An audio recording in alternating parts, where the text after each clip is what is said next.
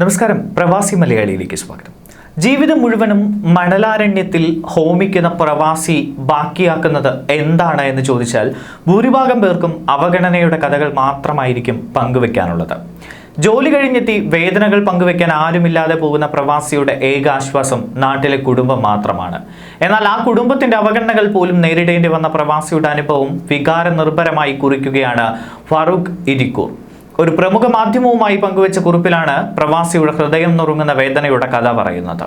Facebook കുറിപ്പ് ഇങ്ങനെയാണ്: കഴിഞ്ഞ ദിവസം ഒരാൾ എന്നെ ഫോൺ വിളിച്ചിട്ട് അദ്ദേഹത്തിന്റെ സങ്കടകരമായ അനുഭവം വിവരിക്കുകയുണ്ടായി.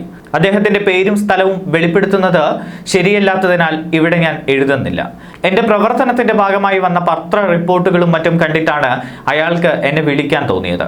അദ്ദേഹം വിളിച്ചതിന്റെ ഉദ്ദേശം അദ്ദേഹത്തിന് ഒരു നിയമസഹായം അഭ്യർത്ഥിച്ചുകൊണ്ടായിരുന്നു. കഴിഞ്ഞ 30 വർഷക്കാലത്തെ പ്രവാസിയായിരുന്നു അദ്ദേഹം. ഇതിൽ 20 വർഷത്തിലേറെ കാലം ദുബായിൽ കുടുംബസമേതം താമസിച്ചിരുന്നു. ബാക്കിയുള്ള വർഷങ്ങളിൽ സൗദി അറേബ്യയിലും ചിലവഴിച്ചു. ഇപ്പോൾ അയാളെ ഭാര്യയും മക്കളും സ്വന്തം വീട്ടിൽ കയറ്റുന്നില്ല എന്നാണ് അദ്ദേഹം പറഞ്ഞത്. അയാളുടെ ജീവിതത്തിന്റെ വസന്തകാലം ദുബായിലും സൗദി അറേബ്യയിലും ചിലവഴിച്ചു. ചോര നീരാക്കി അധ്വാനിച്ചു. ഉണ്ടാക്കിയ കാശുകൊണ്ട് സൗകര്യങ്ങളുള്ള ഇരുനില വീടൊക്കെ പണിതു. 2 മക്കൾക്കും നല്ല വിദ്യാഭ്യാസം കൊടുക്കുവാനും സാധിച്ചു. ഒരു മകൻ എഞ്ചിനീയറും മറ്റൊരു മകൻ അധ്യാപകനുമാണ്. അവരൊക്കെ കുടുംബമായി ജീവിക്കുന്നു. ഭാര്യയെ പൂർണ്ണമായും വിശ്വസിച്ചുകൊണ്ട് അവരുടെ സ്വന്തം പേരിൽ വീട് എഴുതി വെക്കുകയും ചെയ്തു. ഇപ്പോൾ അയാൾക്ക് പ്രായം 65 കഴിഞ്ഞതിനാലും ഷുഗറും പ്രഷറും കൊളസ്ട്രോളും അലട്ടുന്നതിനാലും മുമ്പത്തെ പോലെ അധ്വാനിക്കാൻ വയ്യാതായി. അപ്പോഴാണ് ഭാര്യയുടെയും മക്കളുടെയും തനി സ്വഭാവം പുറത്തു കാണിച്ചത് എന്നാണ് അദ്ദേഹം പറഞ്ഞത്. ഇപ്പോൾ അദ്ദേഹം അകന്ന ഒരു ബന്ധുവിന്റെ വീട്ടിലാണ് താമസം. അവരും കുറച്ച് ബുദ്ധിമുട്ടിലാണ്. ഒരു മനസാക്ഷി വെച്ചുകൊണ്ടാണ് അയാളെ അവിടെ താമസിപ്പിക്കുന്നത്.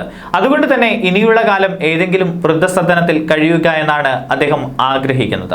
അയാളുടെ ഈ ദയനീയ അവസ്ഥ പറഞ്ഞത് കേട്ടപ്പോൾ എനിക്ക് വല്ലാത്ത വിഷമം തോന്നി. പിന്നീട് ഞാൻ അയാൾക്ക് ഇതിനെക്കുറിച്ചുള്ള നിയമോപദേശം പറഞ്ഞു കൊടുക്കുകയും അതിന് എൻ്റെ ഭാഗത്ത് നിന്ന് എല്ലാവിധ സഹായ സഹകരണങ്ങൾ നൽകുകയും ചെയ്തു. ഇതൊരു പ്രവാസിയുടെ അനുഭവമല്ലായിരിക്കാം. പലർക്കും പല അനുഭവങ്ങളും ഉണ്ടായിരിക്കും. അദ്ദേഹത്തിന്റെ അനുഭവം ഞാനുമായി പങ്കുവെച്ചതുകൊണ്ട് ഇവിടെ വിവരിക്കുവാൻ സാധിച്ചു എന്ന് മാത്രം. എങ്കിലും പ്രവാസത്തിന്റെ വസന്തകാലം ഒരു കരുതൽ നല്ലതല്ലേ എന്നാണല്ലോ അയാളുടെ ജീവിതം വിളിച്ചു പറയുന്നത്. ന്യൂസ് ഡെസ്ക്, പ്രവാസി മലയാളി.